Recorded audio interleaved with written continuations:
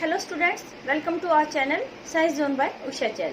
तो बेटा हमने पिछली क्लास में ये लेसन 10 का जो पार्ट 1 हमने किया था, उसमें हमने परावर्तन क्या होता है, परावर्तन के नियम क्या है, प्रतिबिंब कितने प्रकार का होता है, आदि आदि इन सब के बारे में पढ़ा था। तो इससे आगे का टॉपिक हमारा आता है कि भी प्रतिबिंब जब हम बनाते हैं वस्तु का, जो वस्तु का प्रतिबिंब बनता है उसको हम कैसे निरूपित या आरेखित कर सकते हैं। उसको दर्शाने के लिए हमें क्या बनाना होता है, किरण आरेख। और किरण आरेख बनाने के लिए हम कुछ नियमों का पालन करना होता है।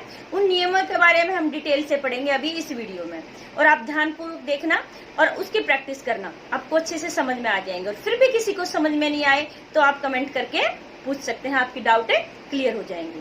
तो बेटा इसके लिए अच्छा, उससे पहले एक बात और आती है। वैसे तो हमने पिछली वीडियो में बता दिया था, एक बार फिर रिमाइंड करवा देते हैं कि भी प्रतिबिंब क्या होता है। प्रतिबिंब बेटे, जो बिंब यानी कि वस्तु से असंख्य किरणें निकलती है, उसके किसी भी एक पॉइंट को हम बिंदु स्रोत मानते हैं, तो वहां से असंख्य किरणें निकलेंगी।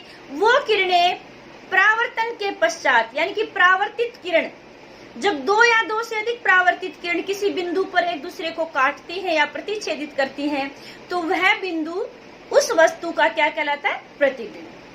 ठीक है, तो इसके लिए कंपलसरी होता है बेटा दो परावर्तित किरणों का एक दूसरे को काटना। अब वो इसके लिए हम जैसे आपको ये 4 नियम बताएंगे, 4 में से किन्हीं 2 का प्रयोग आप कर सकते हैं।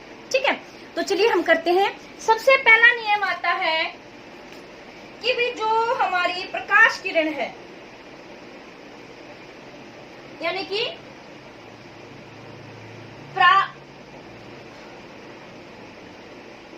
आपतित किरण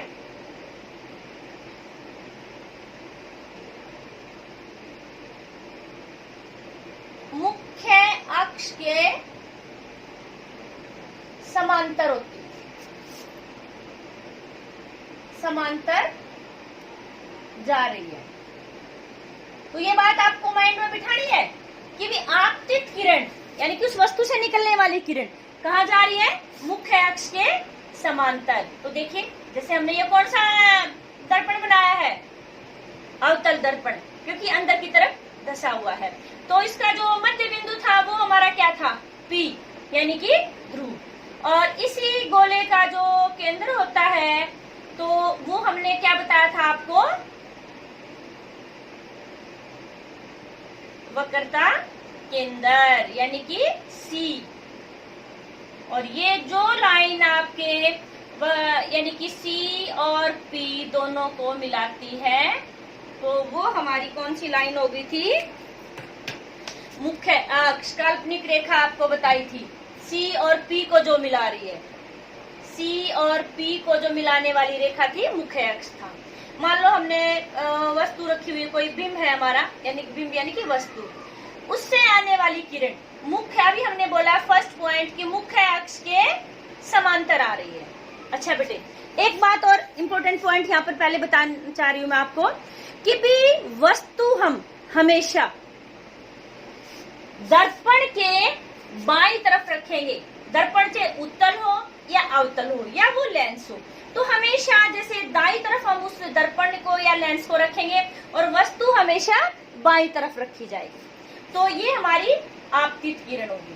अभी मैंने आपको बोला कि आपतित किरण मुख्य अक्ष के समांतर जा रही है, हमारा मुख्य अक्ष इसके समांतर जा रही है। तो परावर्तन के पश्चात वो कहाँ से जाएगी, ये बात फाइनल होती है कि परावर्तन के पश्चात वो कहाँ से जाएगी, मुख्य फोकस में से जाएगी।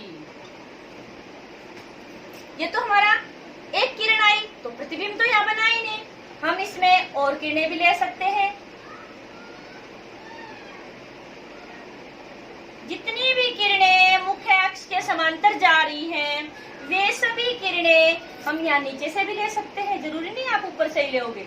यानी कि मुख्य अक्ष के समांतर दिखाना है आपको, तो आप यानी कि सभी किरणें जो मुख्य अक्ष के समांतर जा रही हैं, परावर्तन के पश्चात वो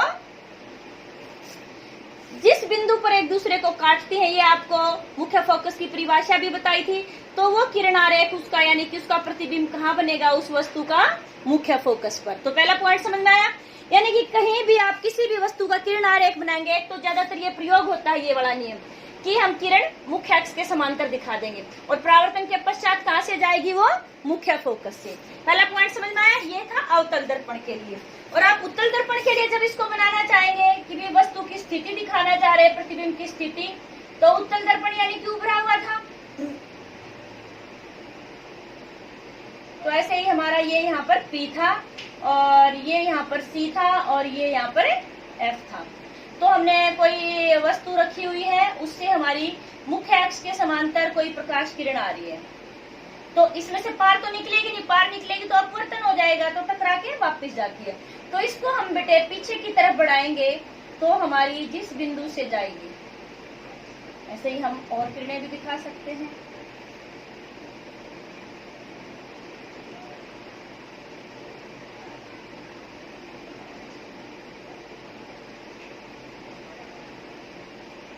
देखो इस बिंदु पर ये प्रतिच्छेद कर रही है एक दूसरे को, तो ये बिंदु हमारा क्या हो गया, मुख्य फोकस, और यहाँ पर हमारा बना वस्तु का प्रतिबिंब बना है। ठीक है, ये प्रतिबिंब का साइज, आकार वगैरह के बारे में हम बाद में एक्सप्लेन करेंगे, सिर्फ अभी इस वीडियो में हम यहाँ पर इसके नियम पढ़ाई करेंगे। तो सबसे पहला नियम क्या था कि आपतित किरण मुख्य अक्ष के समांतर जा रही है, तो ये हमारी आपतित किरणें हैं और ये हमारी परावर्तित किरणें हैं। तो यहाँ पर हमारा कौन सा प्रतिबिंब बन रहा है, आभासी प्रतिबिंब बन रहा है, क्योंकि हम ये एक्चुअल में तो नहीं मिल रही, हम इनको पीछे बढ़ा रहे हैं और यहाँ पर हमारी एक्चुअल में यानी कि वास्तव में मिल रही है, तो ये हमारा वास्तविक प्रतिबिंब हो गया। तो पहला नियम समझ में आया होगा बच्चों, यानी कि आपतित किरण मुख्य अक्ष के समांतर जा रही है, ये हमारा मुख्य अक्ष है और उसके समांतर हमने किरणें की है। ये देखिए दूसरा नियम है हमारा बेटे कि जब कोई आपतित किरण, तो यानी कि आपतित किरण मुख्य अक्ष के समांतर जा रही है, तो परावर्तन के बाद कहां से जाएगी वो, पहले नियम में परावर्तन के बाद मुख्य फोकस से गुजरेगी।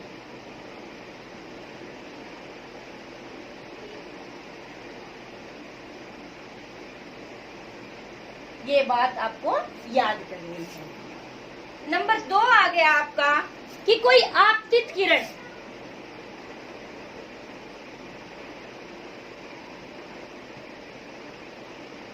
मुख्य फोकस से जा रही है,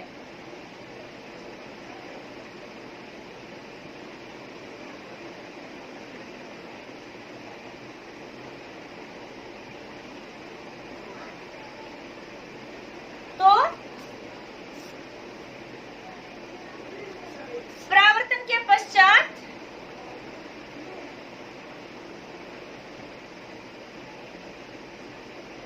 मुख्य अक्ष के समांतर हो जाएगी।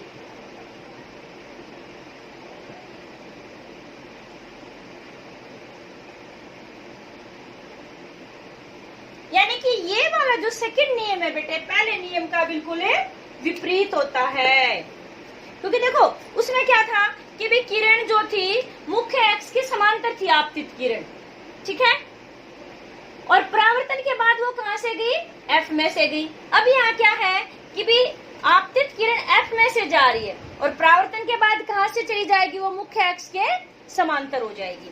तो इसको एक बार हम किरणारेख से भी देख लेते हैं कैसे बनेगा इसका किरणारेख। मान लो ये हमारा कौन सा दर्पण हो गया, अवतल दर्पण, ठीक है, और ये हमने क्या बना दिया इसका मुख्य अक्ष, ये हमारा P हो गया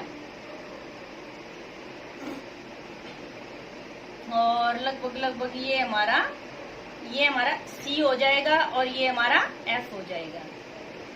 यहाँ कोई वस्तु रखी है और उसकी आपतित किरण हमें दिखानी है यहाँ पे कि कोई आपतित किरण बेटे मुख्य फोकस में से जा रही है।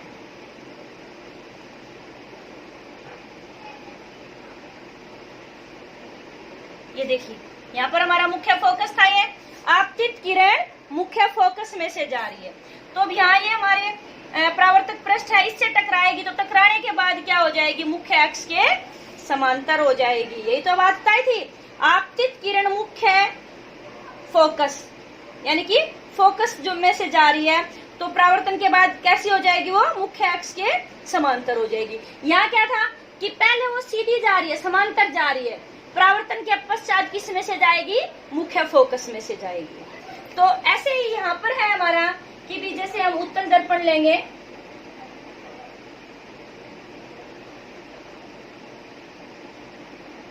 ये F हो गया, ये हमारा P हो गया। तो हमने इसका दिखाने के लिए हम क्या करेंगे कि भाई कोई किरण है,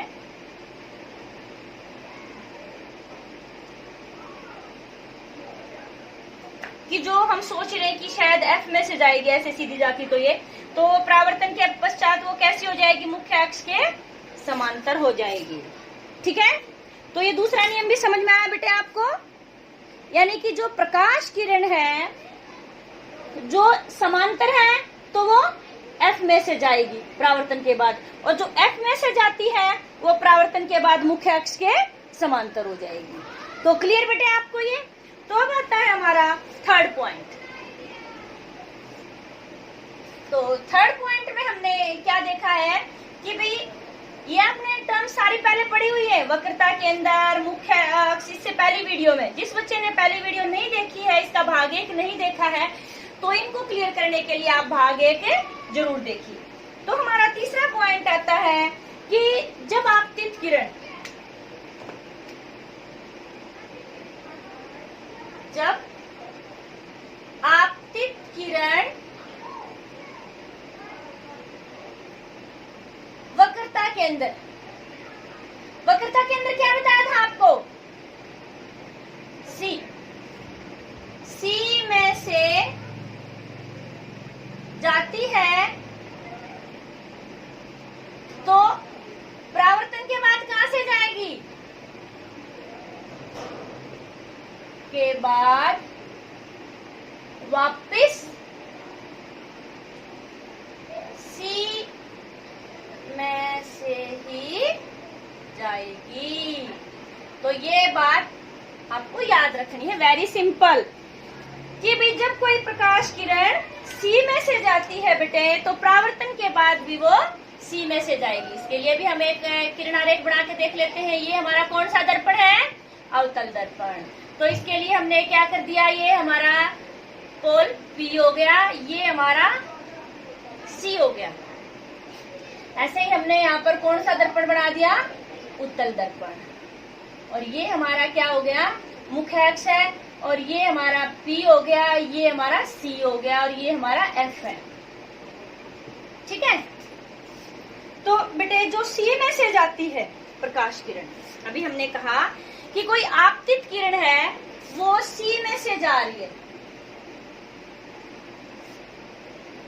तो यहाँ पर ये दिखाने के लिए आपको क्या करते हैं, हम आपको दूसरे कलर से कर देते हैं।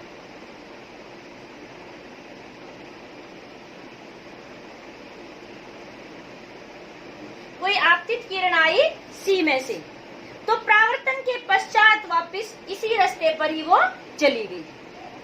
ठीक है, ऐसे ही यहाँ पर भी हमने जैसे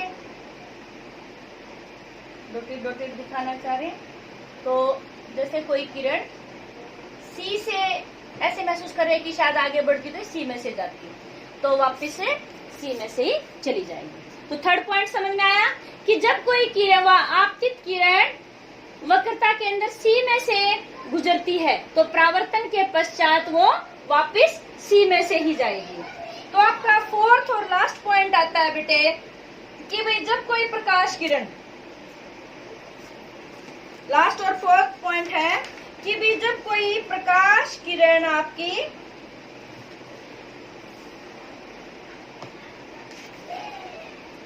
तिर्यक दिशा में आपतित होती है। तिर्यक दिशा मतलब टेढ़ी रेखा, जैसे हमने यहाँ पर यानी कि फोर्थ पॉइंट लिख देते हैं कि जब कोई प्रकाश किरण, यानी कि जब आपतित किरण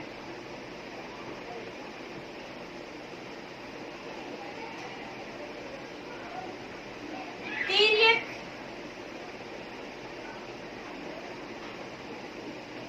रेखा के रूप में आपतित होती है,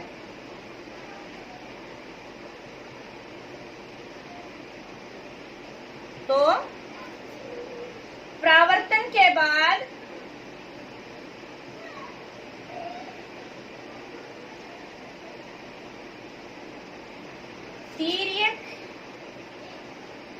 रेखा से समान माप का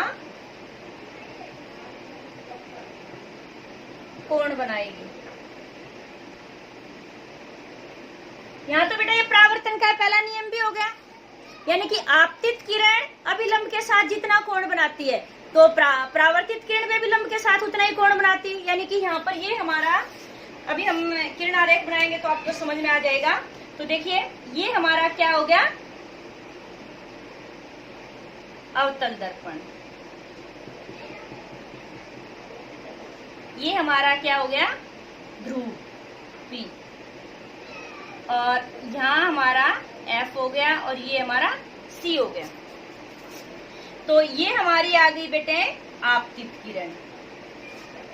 तो आपतित किरण और अभिलंब के बीच में जो कोण बन रहा था, angle I, angle of incidence, यानी कि आपतन कोण, ये हमने कल भाग एक वीडियो में समझाया था आपको। और फिर ये हमारी होगी परावर्तित किरण, तो ये हमारा बन गया एंगल R, यानी कि angle I is equal to angle R होता है। ये बात माइंड में सेट कर लो आप, बिल्कुल फाइनल होता है। तो ऐसे ही हम उत्तल दर्पण के लिए बनाएंगे। ये हमारा P हो गया, ये हमारा F हो गया, ये हमारा C हो गया। ये एंगल I हो गया, ये एंगल R हो गया। ये हमारी आपतित किरण है, ये हमारी परावर्तित किरण। देखो बेटा एरो से ध्यान रखना, हमें पता चल रहा है जो इसकी तरफ एरो आ रहा है दर्पण की तरफ, वो आपतित किरण होगी। जो इससे दूसरी साइड में हम दिखाते हैं, जैसे ये हमारी आपतित किरण है, ये हमारी परावर्तित किरण है, ये आपतित किरण, ये परावर्तित किरण। तो angle I is equal to angle R। तो बेटा आपको ये मैंने 4 नियम बताए हैं, चारों का आप प्रयोग करके, चारों में से आप किसी का भी प्रयोग करके कोई भी किरण आरेख आसानी से बना सकते हैं। फिर भी आपको किसी को दिक्कत हो तो कमेंट करके जरूर पूछना। तो पहला क्या था कि भी जो किरण आपतित किरण मुख्य अक्ष के समांतर है, परावर्तन के बाद कहाँ से जाएगी, मुख्य अक्ष के फोकस से। दूसरा इसके विपरीत था कि जो आपतित किरण मुख्य अक्ष में से जाती है, परावर्तन के बाद क्या हो जाएगी, मुख्य अक्ष के समांतर हो जाएगी। और हमारा तीसरा नियम था कि जो किरण आपतित किरण C यानी कि वक्रता केंद्र में से गुजरती है, तो परावर्तन के पश्चात वो वक्रता केंद्र में से ही वापस चली जाएगी। और हमारा चौथा नियम था कि भाई जब कोई आपतित किरण तिर्यक रेखा में अभिलंब के ऊपर गिरती है, तो परावर्तन के पश्चात वो तिर्यक रेखा में ही अभिलंब से परावर्तित हो जाएगी। यानी कि वो जो आपतित किरण थी आपतन कोण बना रही थी, और परावर्तित किरण परावर्तन कोण बनाती है। तो जितना आपतित किरण यानी कि आपतन कोण होता है, उतना ही परावर्तन कोण होता है। आशा है कि आपको ये सारे नियम अच्छी तरह समझ में आए होंगे, और फिर भी आपको डाउट लगे तो आप कमेंट करके जरूर पूछिए। थैंक यू बेटा। और आप चैनल को लाइक, शेयर और सब्सक्राइब जरूर करें। Thank you.